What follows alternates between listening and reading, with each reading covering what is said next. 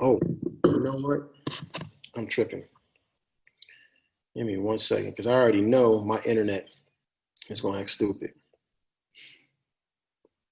So let me go to the hotspot right now so we don't lose connection in the middle. Give me 1 second, everybody. I got to wait for my iPhone to connect.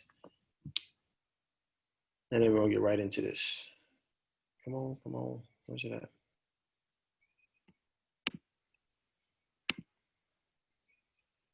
Why does it take so long?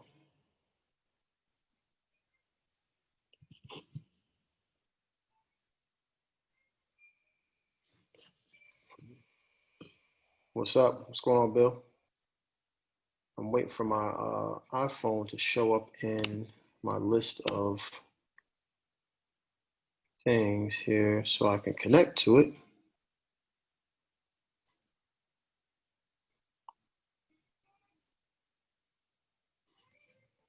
All right, well, I don't know why it's not showing up, but we're gonna go ahead and get started.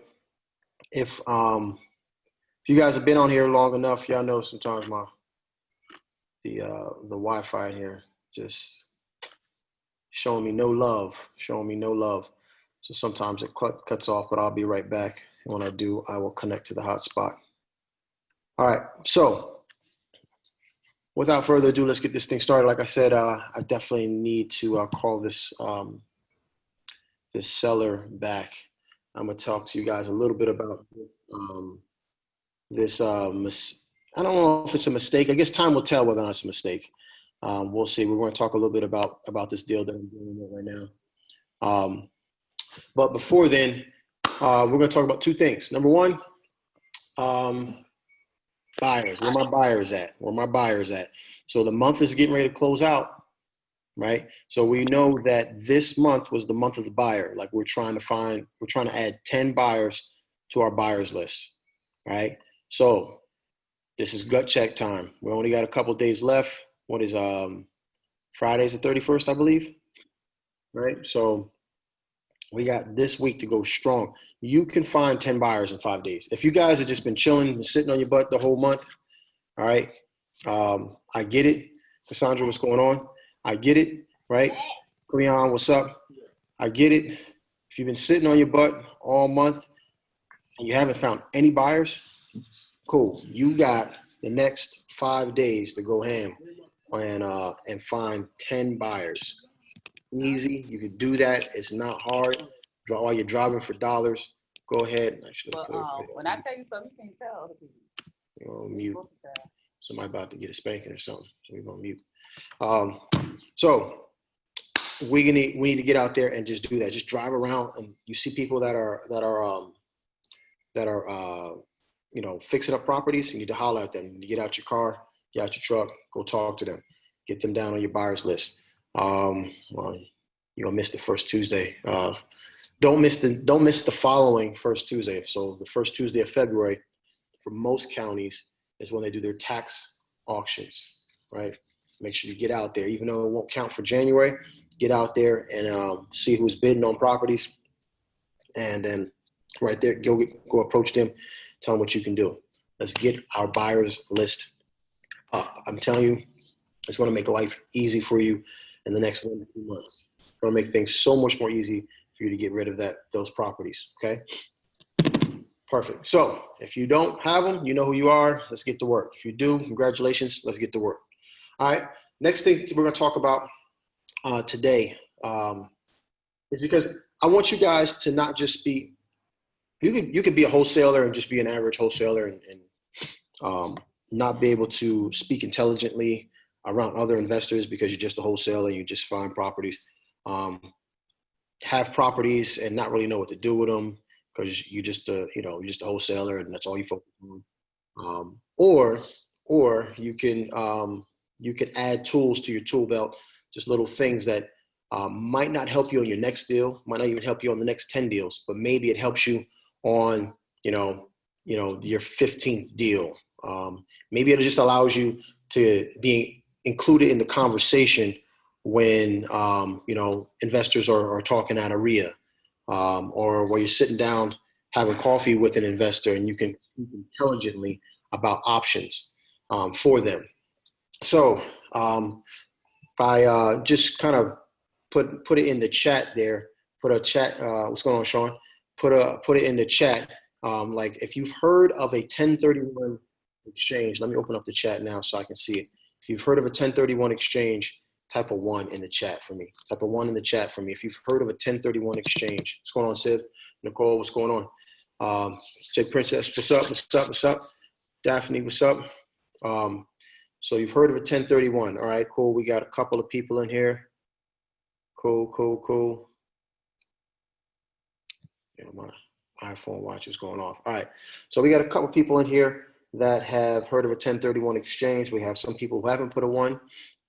So I'm assuming that you haven't. So some people have heard of them. Some people, and I'm not an accountant. I have to give this disclaimer. Okay. I'm not an accountant. Kiana, what's up? I'm not an accountant. Don't say, oh, Tommy said to do this. I'm just letting you know these are the possibilities. And if you're going to use this for your own sake, make sure that you consult an accountant. Kat, what's going on? So 1031 exchange. This is a vehicle to help investors create it as part of the 1031 section of the IRS code, where you can defer capital gains taxes. So you can defer capital gains taxes on the property that you sell, the real estate property that you own as an investment for profit. So the profit on that is what is deferred. Okay, so this is something that, as most wholesalers, they're not going to know this. They're not going to care about it, but we're going to talk about towards the end, once we go through this and you guys understand it and learn how it works, you get to see how this can help you out in the long run. All right. So first and foremost, this does not avoid taxes. Make sure, if you're taking notes, make sure you write that down. This does not avoid or void your taxable the taxable amount that you need to pay. This defers taxes.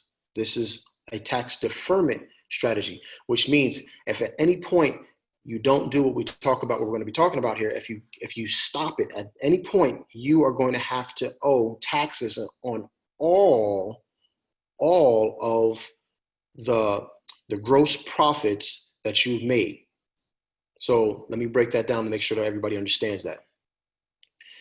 If I use a 1031 exchange and I do that for 5 properties, I'm not paying taxes on property 1, but it's deferred.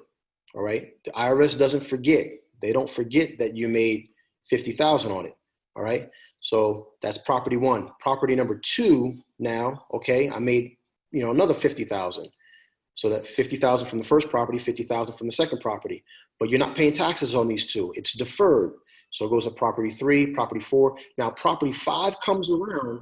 You've made $50,000 every single time for the last 4 properties. That's $200,000. And you do not follow through with the the 1031 exchange. You now owe capital gains taxes on $200,000. Does everybody follow me on that, right? So it's not that you're escaping taxes. Well, I shouldn't say that. There's a strategy to escape the tax. It's called dying. All right. The whole strategy for this is for you to basically keep 1031 exchanging properties. Keep 1031 exchanging properties until you pass away. Because it's kind of hard to collect taxes from a dead person. Okay. So why is this important? Because if I am a buy and hold investor, okay, I buy a property. Let's start with this. Okay, I'm a flipper. I want to buy and flip some properties, right? And so I buy the house, I flip it, I do a good job, I renovate it, boom, I sell it now. Now that property is sold, it's out of my possession, but I have the money.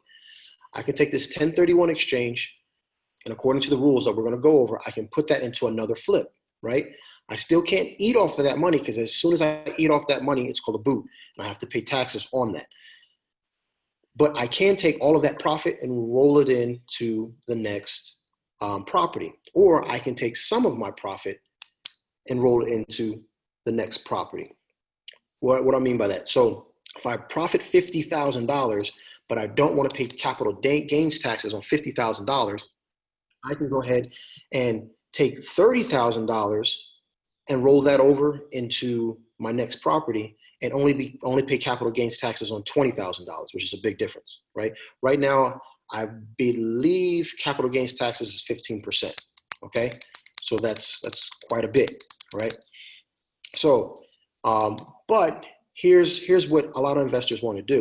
They want to take that property because the whole idea is to die with your 1031 exchange intact, because that means you've never paid taxes on that money.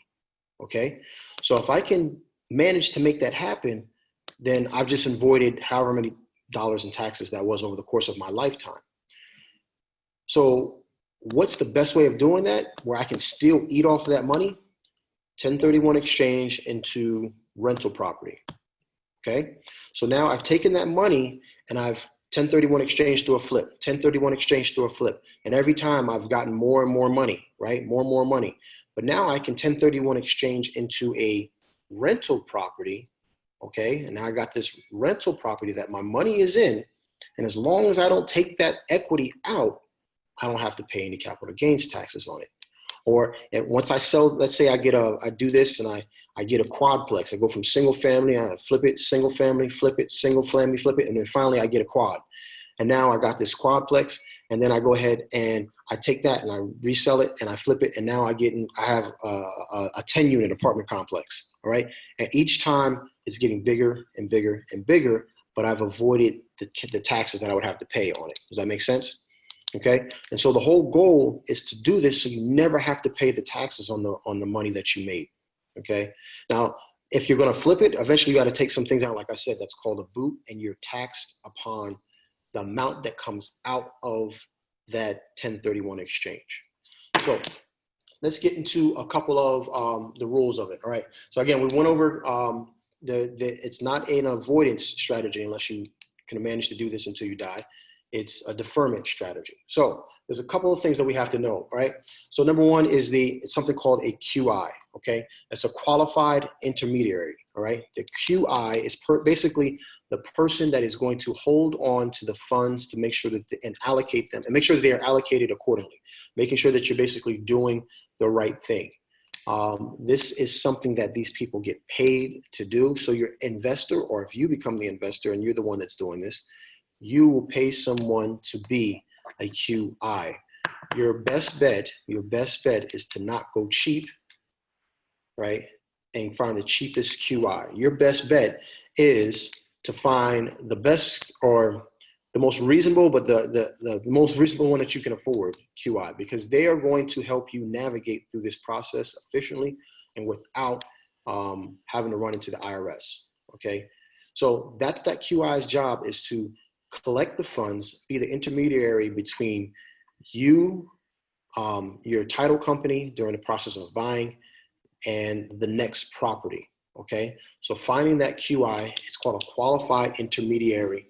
Finding that QI is something that's vitally important, someone that you have to, has to know what they're doing and you have to trust it. Now, there are two primary things, let me write this down here.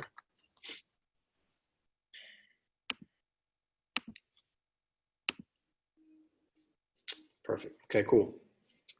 So there are two sets of time periods that you need to understand.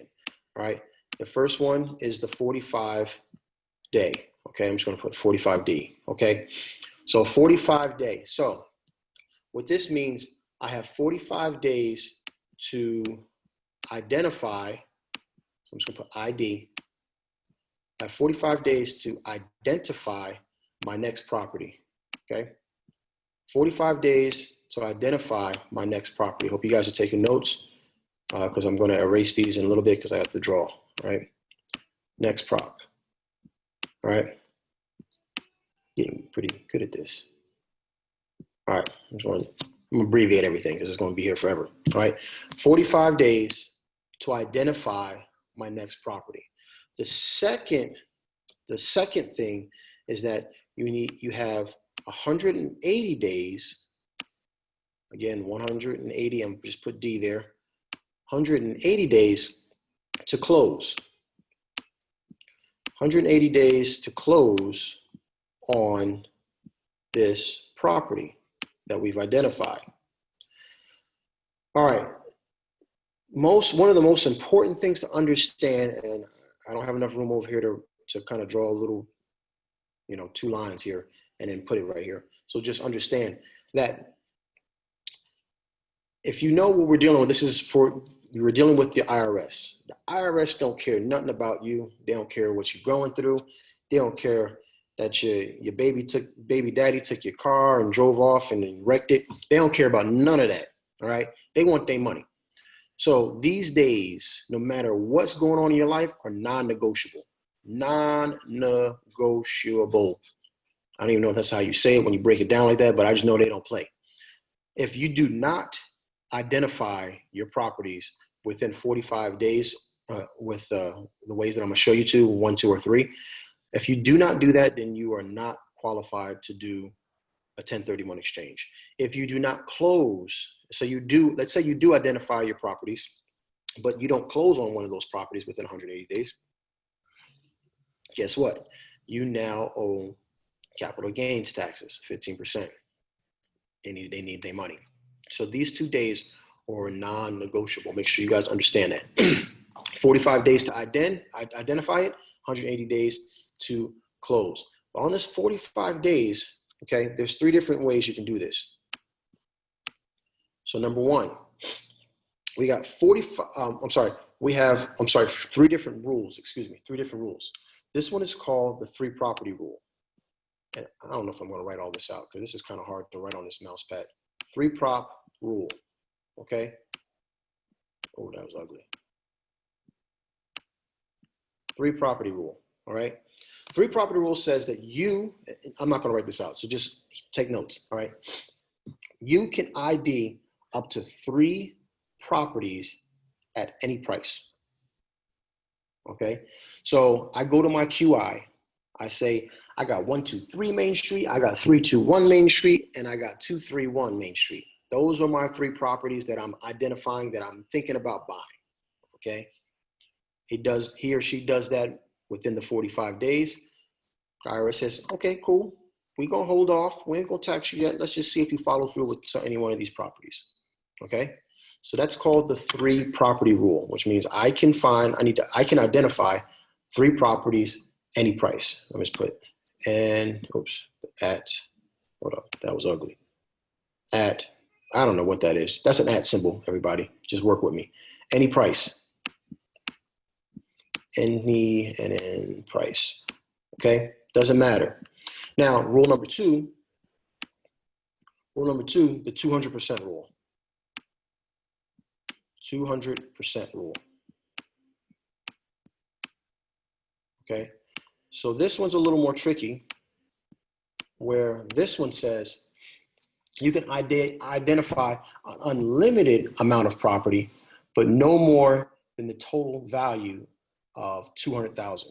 Okay, so 200%. Excuse me, 200%. So if basically you're going to take your profit, keep in mind this is all based off of profit.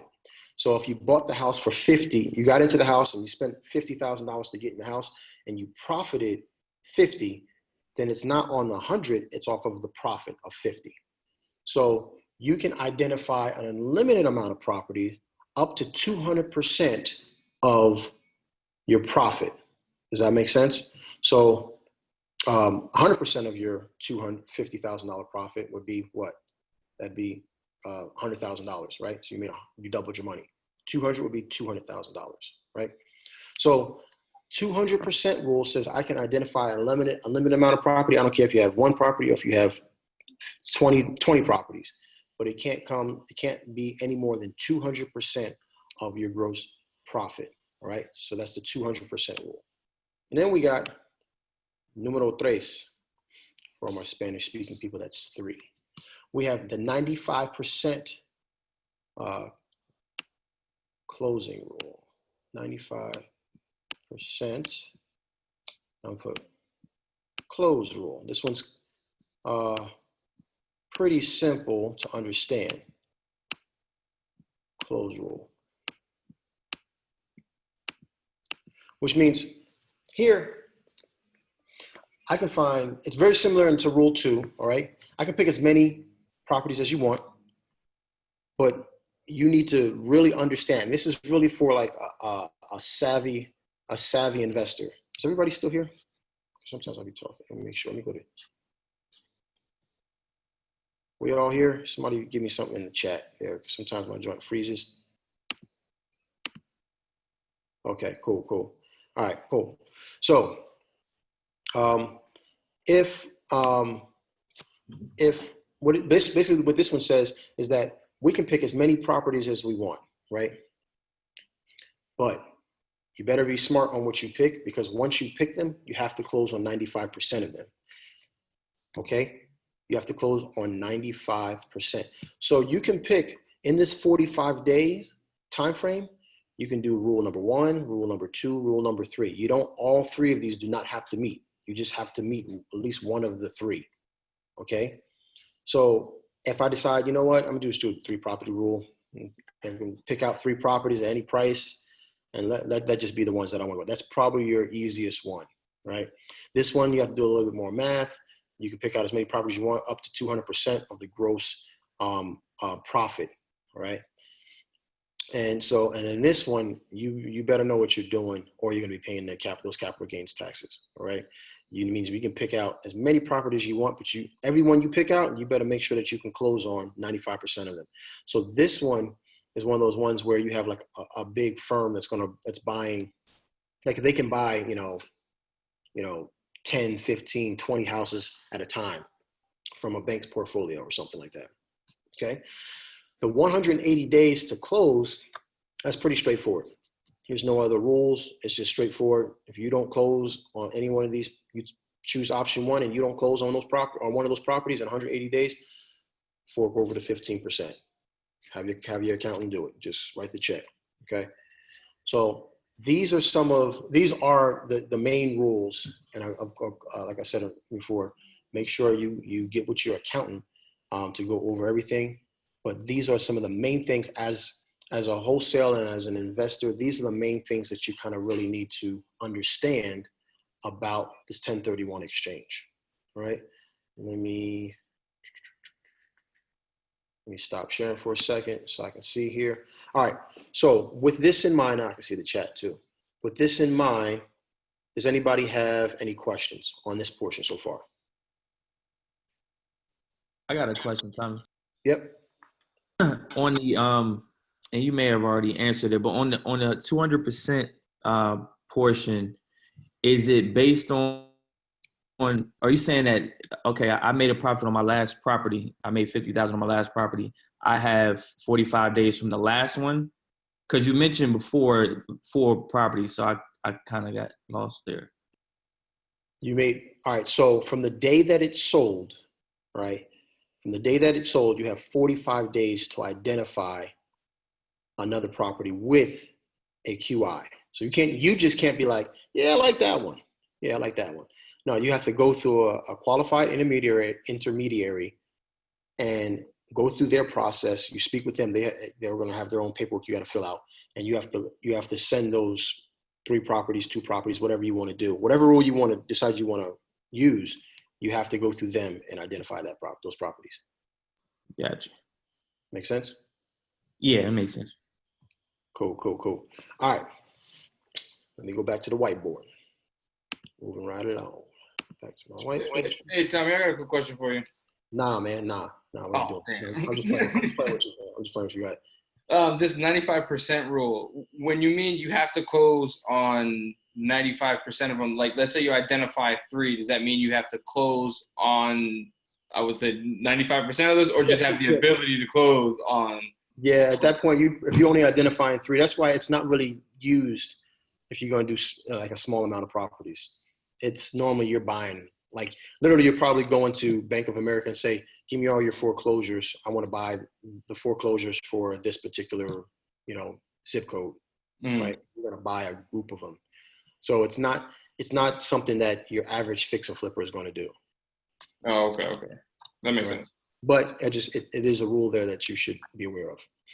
All right, cool. No, you might do business with a hedge fund company, and that's what they're trying to do. And like I said, this is stuff that you're probably not going to use in everyday, day-to-day wholesaling, right? But if you're talking with a hedge fund company, you would definitely, and they start talking about a 1031 exchange, that's a big deal, because if you get with a hedge fund company and they say, hey, we want you to be our guy to find properties for us, that's a big deal, because they typically don't look for the standard 30%, 35% profit, because they're buying so many properties. Even a 10% or 15% profit for them equals a lot of money. Make sense? Yeah. 30% profit off $100,000. Okay, I made $30,000. 15% off of $1 million, I just made $150,000, right? So they don't need as much percentage to make a big chunk. That makes sense. So you just want to be able to talk intelligently with them, right? Exactly. Yeah. No, definitely. All right. Cool. Let me go back to whiteboard. All right. Move this out of the way. All right. Everybody got these notes, right? Let's see if we can clear all drawings. Okay. Cool. So I want to talk to you guys about the QI. Okay. So the qualified intermediary. I'm just going to write QI because that'll be a long time to write intermediary. I probably won't spell it right. So QI. So here's what it looks like. Okay. So we have the seller. Okay. So we have the person. You just flipped this or you just sold this property to somebody. They bought it. They renovated, and they are now selling this property. You obviously have a buyer, right? Because if they're selling it, they want someone to buy it, and this only is going to kick in if someone buys this property, right? So you got to have the buyer. And then you have down here a QI, okay? You have this QI. Now, somebody in a normal seller, somebody get in the chat message, get in the chat. In a normal seller to buyer transaction, you guys can see my cursor here. In a normal seller to buyer transaction, who's in the middle? Who's in the middle there? Somebody put it in the chat. Anybody? Let me see who we got here. A realtor, wholesaler, agent, boom. I like LeBron's answer. So attorney. Well, attorney in Georgia, if you're in Florida, it's a title company, some type of escrow holding entity, right? So you're right. There's some people here. I like, Raina, I like your answer. We need to get paid. You know what I mean? I need my money. So wholesalers, we out here. Agent, boo. All right, Alex, I feel you though. I'm an agent, but yeah, we don't want them as a wholesaler. We don't want them in mixed in our business, right? But attorney is normally there. So, what is going on here? The thing is in the way. All right. So, what normally happens is the seller goes through an attorney, which would normally be here, and then the buyer has to send their money to the attorney or title company if you live in a title company state, and that title company holds it in escrow and then transfers that money to the seller, and the seller transfers to the deed. But when you're doing a 1031 exchange, your attorney, I'm just going to put AT/title company, right? Actually, undo. TC, title company. That's easy enough. They're going to hold this money into escrow. Everybody understand what escrow is, right? Escrow is a fund, right? That's normally governed by the state. So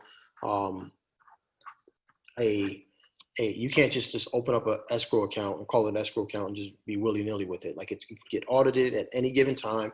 They have to be very, very responsible with this money. They can't commingle this money. It's a big deal to have an escrow account, right? So this buyer now who has money is going to send their money to this attorney. Normally it would go straight from the attorney or title company straight to the seller.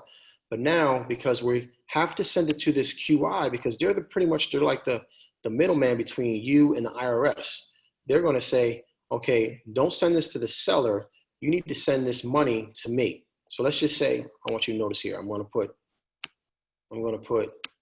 $2 there. All right. And so that goes into escrow. Escrow or attorney or title company is going to send that money $2 to the QI, qualified intermediary. Okay. That qualified intermediary is going to say, all right, cool. We're going to send this money to to your seller, right?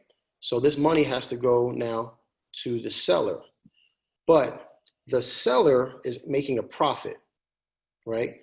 And the seller wants to avoid capital gains taxes. So instead of sending all the money to the seller, it's going to send the money that covers the cost of the property of the home. And notice it goes from $2, $2 to $1 because this other $sign is going to be held, hopefully, for 45 days up front, and then 180 days, and then rolled into the next property. Does it make sense? At this point, the seller now sends over to the buyer the deed. Okay, the deed to the property. So you guys can draw this up on your notes if you haven't already done so to kind of understand how this works. Again, buyer has all the money. Buyer sends it to the escrow company. Escrow company holds it and says, yes, we have this money. They send that money instead of to the seller, they send it to the QI. The QI says, okay, what is the cost? What is going to the seller? So what basically breaks them even? And then what is extra? What is profit? What is gross profit? They're going to take this gross profit. I'm going to put gross here. They're going to take this gross profit and they're going to hold this gross profit.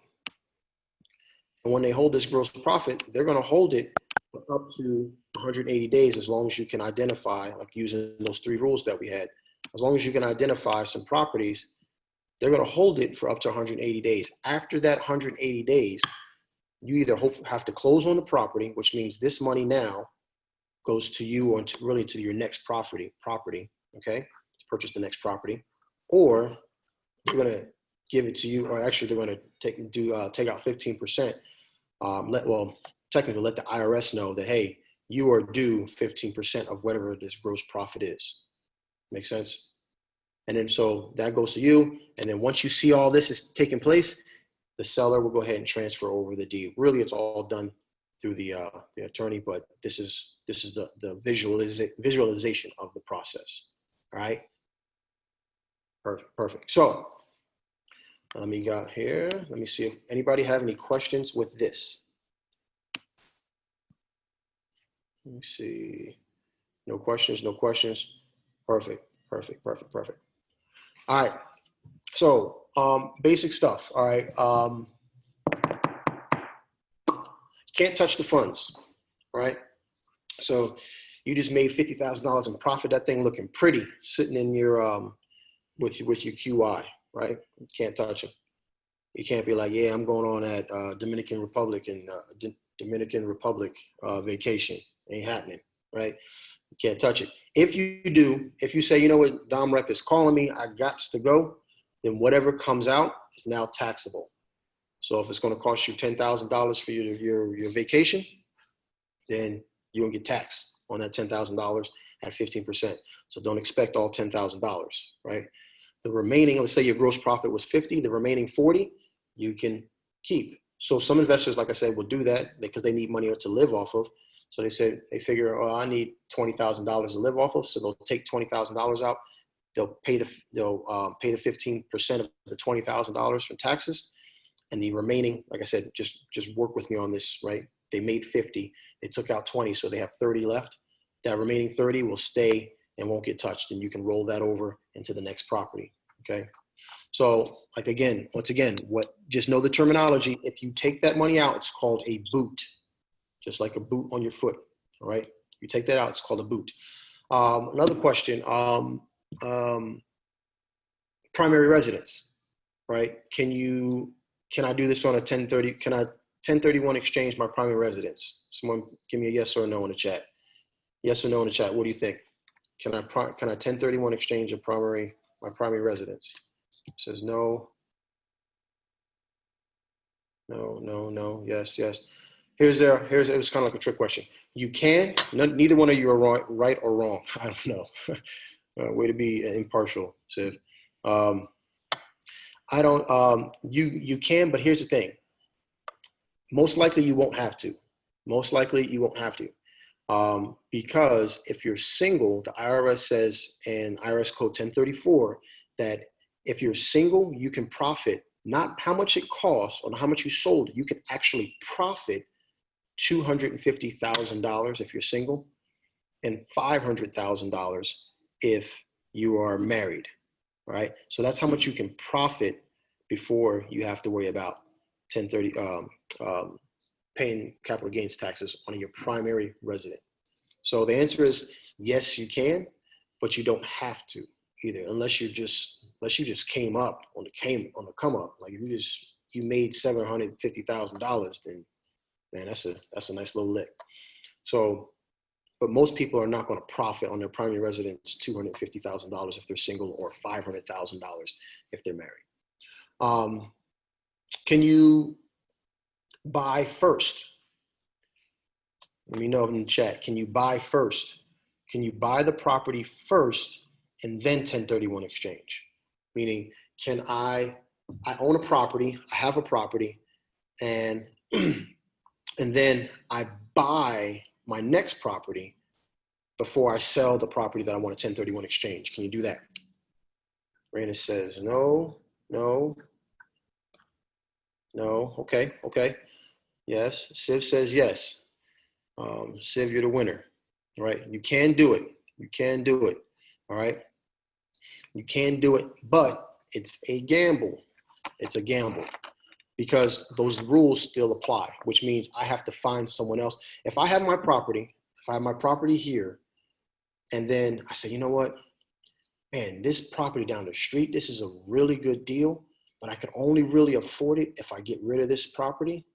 So I'm going to kind of leverage myself. I'm going to over leverage probably to buy this property because I know this one right here, this deal right here is not going to last long. So if I don't snatch this thing up now, it's going to be gone. So I'm going to over leverage, but I'm going to sell this one and 1031 exchange it. But I got to buy this house first because I know if I let it stay on the market for too long, it's going to be gone.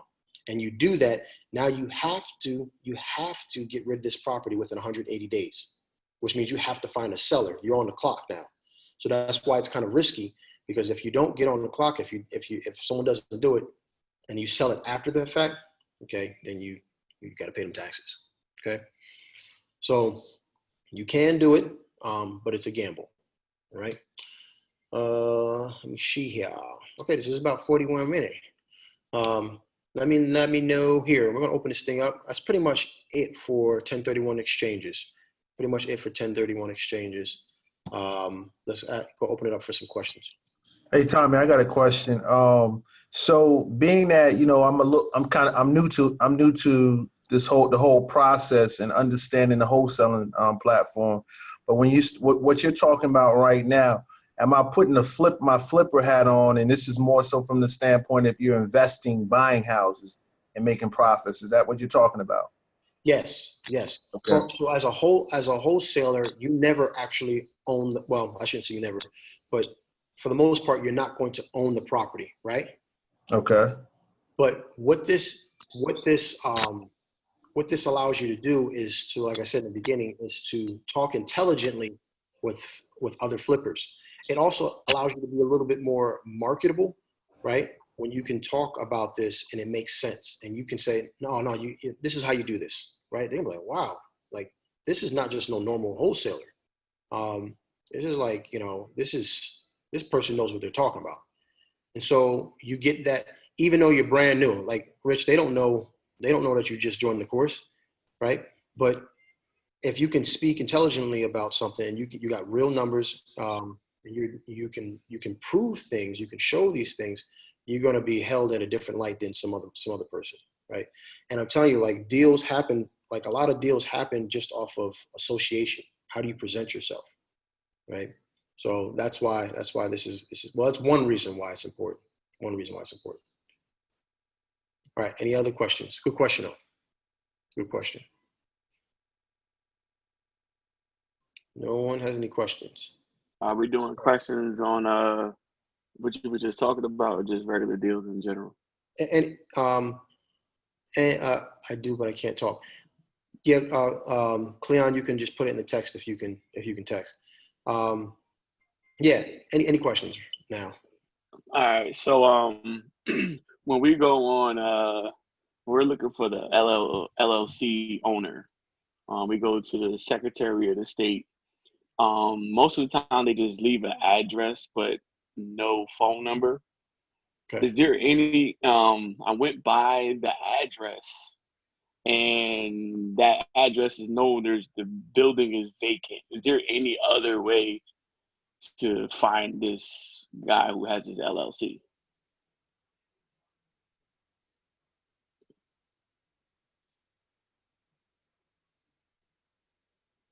Did I lose him? Is everybody still there? Yeah, I'm still here. We must have lost him.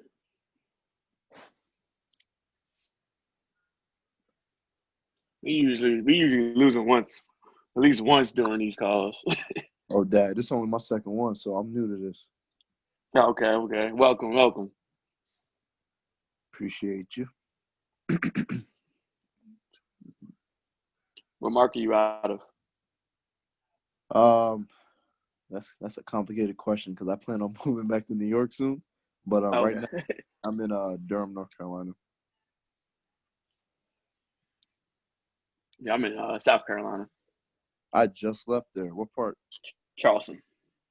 I was in Spartanburg. Alex, what part of Durham you in? What part?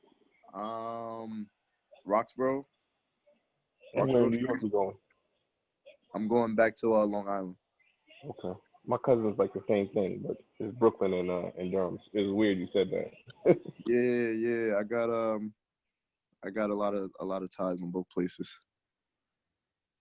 All right. Sorry about that, Sean. I told you it was going to happen. All right.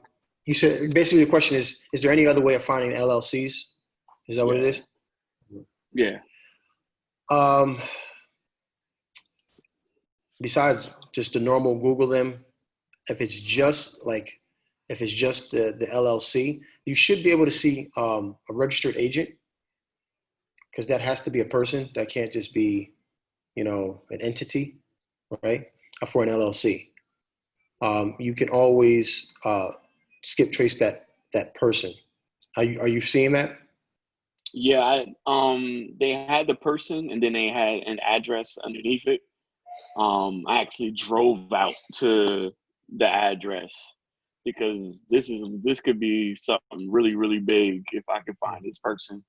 The guy owns a fourplex, well, 3 fourplexes and 2 duplexes, which the city and everybody and their mother is looking for these dudes. Everybody that owns all the rest of the fourplexes is looking for them to go ahead and buy these properties off of them because they're run down, gang tatted all up, just bringing down the neighborhood. So I'm just trying to figure a way out to how to find this guy. Okay, so when you drove out there, what did you see? It was a empty building. An empty building. Okay. Yeah, Yeah, your best bet is just to do a deep skip trace on these individuals. Get with someone who has TLO, and with TLO, you can do like a pretty deep search. You can find family members. A really good way of doing it is looking up utilities, right? Because you got to put your name and your ID to open up your to get an electrical or electricity at your house or place. So with TLO, you can search them under just their utilities and try to find them that way. Okay. Besides that, you go out there and you can't. It's just an empty building. Are the taxes being paid? Yeah, I looked up in the county records. It said the taxes are being paid. It's just been abandoned for like 3 years. So we don't know. Like they don't know where the guy is. Yeah. If the taxes are being paid, somebody in the city is actually collecting the taxes from who? They just got to figure out from who. Yeah, because they should be able to figure that out. If they weren't paying taxes, that'd be one thing. But if they're paying the taxes, there's some type of identification. There's some type of tracing ability there. You see that man doing flip. Probably is. Probably is. Let me go to oh man, Cleon, when my joint dropped, I lost. I don't see the question anymore. Well, I was asking, what's the traditional method for finding qualified intermediaries? Like, is it going to be through a traditional mortgage company, or is it a broker, or like I haven't heard of that individual before. Yeah. So within, are you a part of any RIAs? No, not yet.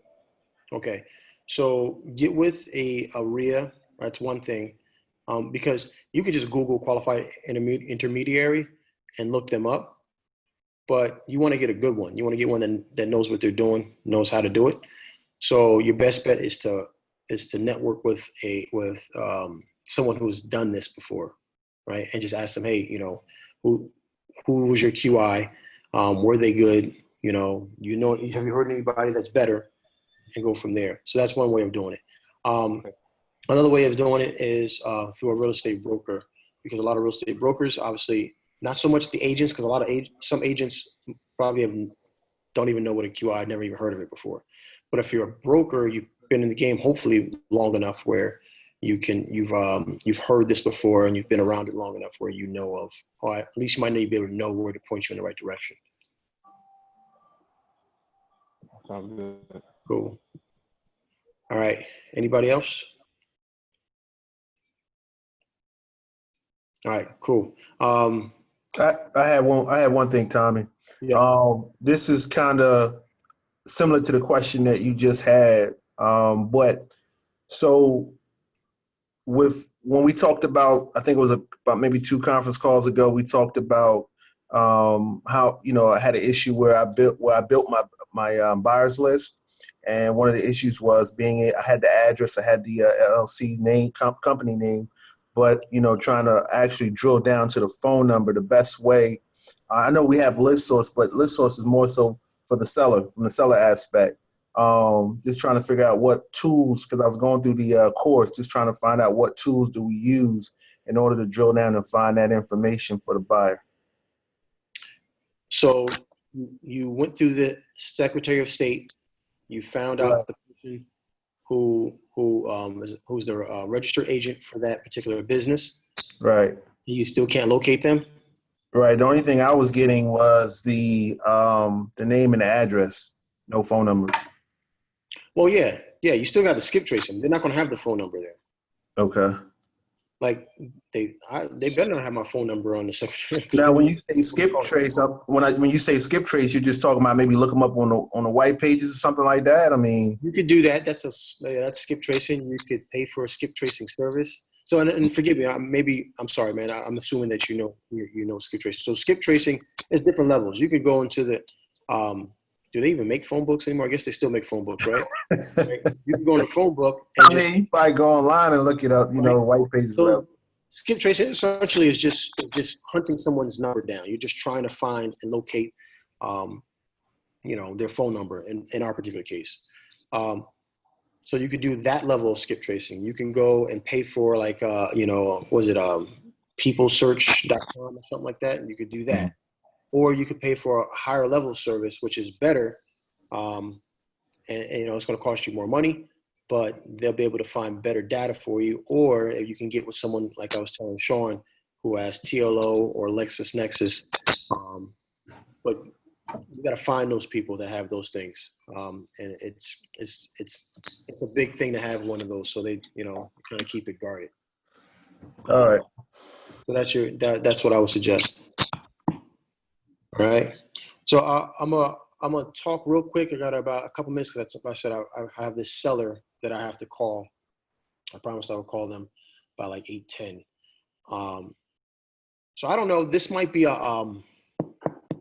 who knows? We'll see. I guess this would be a learning experience, something to look at. So I don't know if it's going to be a good deal or a bad deal. We'll figure it out. But we have a property.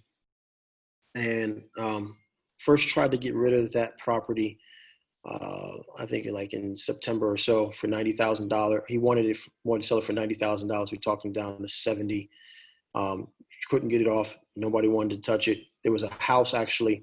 The comps made sense, but there was a house on the market that was for sale. And at the time I think it had a contract on it. And so our ARV on that house, I think, was 175 without that house selling. But that house that had a pending contract was, I don't know why the investor or whoever it was decided to sell it for so cheap, but they had a contract on it. It was almost the exact same size, maybe a little bit bigger than our house, for like 159. And it was killing. If it would have sold, it was going to kill our price per square foot. It's going to kill our comps. And so I had some investors that did not want to invest in that because it wasn't like it just went up. It was actually had a contract pending. So as soon as that thing hit, it was going to drive down the price for the neighborhood. It makes sense. So we had some investors that didn't want to touch it. So it went away for a little bit. And then the guy came back because he's feeling the same thing. He had a contractor come out there. He didn't believe that I said that it was going to cost all of $50,000 to renovate this thing. So when he got a contractor out there that said it's going to cost $50,000, he looked up, he said, man, I don't have $50,000. So let me just try to get rid of this thing. So we got him down on a verbal commitment of $50,000. Okay. So now this verbal commitment of $50,000 is out there. And so when I saw that, I was like, well, man, let me start moving this property because I know this guy he's wishy-washy. He likes to change his mind sometimes, right? So we got, we got him on a verbal commitment for $50K. And I immediately blasted that thing out to my buyers. And man, I got like 3-4 people that hit me up like immediately. Some of them went out to see the property that same day. One individual got back with me and said, yeah, I want it. I want to buy it. He wanted to buy it for, actually the contract was for 55. Contract was for 55. And because we were just trying to get rid of this property. We knew it was a property that we needed to get going. He actually sent the contract back. And I guess he didn't understand the wording on the contract because it was for 55, but he had to put $2,000 down for a security deposit or a non-refundable earnest money deposit. And that my wholesaling fee was going to be $5,000. Okay. Now, for whatever reason, and then that the total cost of the property was 55, but the remaining balance after he did that, because he's going to put 2,000 now, total cost 55. You take away 2,000, the total cost was going to be 53. I guess he didn't understand the math, or just didn't care. And he sent back his own contract saying that with some stipulations that he just wanted to close on with his own closing attorney for 62. I don't know why. I said, praise him. We'll go for that 62. Now, here's where it gets weird at, is that now my seller, who I don't have a signed contract, we just have a verbal contract, is now MIA, right? And I can't find this dude after him wanting to sell the property, given a verbal commitment of 50. Now I have a signed assignment contract for 62, which would make our spread $12,000, and no signed purchase agreement. Okay, so I'm gambling here, and I'm trying to figure out exactly what I should do. I know my seller wants to sell. And I'm trying to figure out what to do. I'm probably just going to tell this buyer, because I want to keep a good relationship with him. I'm probably going to tell this buyer that, listen, here's what's happening. My seller is kind of MIA. He wants to sell, but now I don't have, I can't get a hold of him, and I don't know what's going on with him. And I just want to make sure everything's all right before I go through this with you, because I want to make sure that we have a long-lasting relationship versus just this one deal. Some people will just take that deal. So the reason why I'm telling you this is so to make sure on your end, I should buy it and then resell it. And that's a good possibility. That's a good possibility. What was I going to say? I'm telling you guys this because I want to make sure that as I make mistakes, I want to make sure that if I make a mistake, I let you guys know so you don't make the same mistakes. So you don't have to do and go through the same prep that I'm going through just because I kind of rushed the gun. I pushed the gun a little bit, right? Make sure you guys get good signed contracts. You can push it out there. What I should have did was I should have pushed it out to them and just said, hey, this is on the horizon. Like this, we don't have a signed contract. I'm sorry, this deal is coming up without the address, right? And just let them run their numbers, right? Just send them pictures of the outside and the inside, the purchase price, and then let them just see it. And then just say, hey, we're going to have the signed contract within, 48 hours. So just getting you guys primed and ready that this is going to run about this amount. Okay, that's what I should have done. But again, as I make mistakes, I wanted to let you guys know so I don't make those same mistakes. Can we advertise unsigned properties like you did? If so, couldn't the buyer just go around us? Yes, but that's why I said don't put the address, right? So this question in the chat was, can you advertise an unsigned property? And yes, you can. Just don't put the address. So right now, this is why I'm in the pressure to hurry up and get this person signed, because right now, this seller has he has everything. He has the address. He doesn't have the seller's phone number, but he can skip trace it just like I can skip trace, right? So we will see if it works out or not. Okay. I think that's about it, unless someone has a question. Anybody have a question before we go? Thank you. Yeah, I'll hang in there. Hey, I got one more thing. All right, what's up? Hey, Siv, are you still on? Yeah, I know. Hey, so I went to a Renata's meeting on Saturday, and just like Tommy was saying, if you learn stuff, you can speak intelligent to some of these people. I got up and I started speaking intelligent to some of these people, and they were looking at me like I was like the real estate god. And I walked away with 15 new buyers. So I didn't sign up for no $20,000 course. That's crazy. And so if you just go to those Renata's meetings, there are a lot of buyers in there. Just make sure you say, I'm not signing up for your $20,000. Yeah, I'm still gonna go. Like I'm still gonna go to one of those real meetings, but I know they're out there though. Yeah, they're out there. If you guys see those things where it says real estate apprentice, looking for a real estate apprentice, earn while you learn, one of those things, that's most likely Renata's. That's most likely Renatus. No problem, Daphne. That's what we here for. That's it's a program where if you get the $20,000 program, you'll learn about wholesaling and tax deferment. You're gonna learn about so much stuff, right? Like it's a really robust course, but it's $20,000. I'm not saying that it's not worth it. I'm just saying at the time I ain't handled $20,000. I can tell you that much.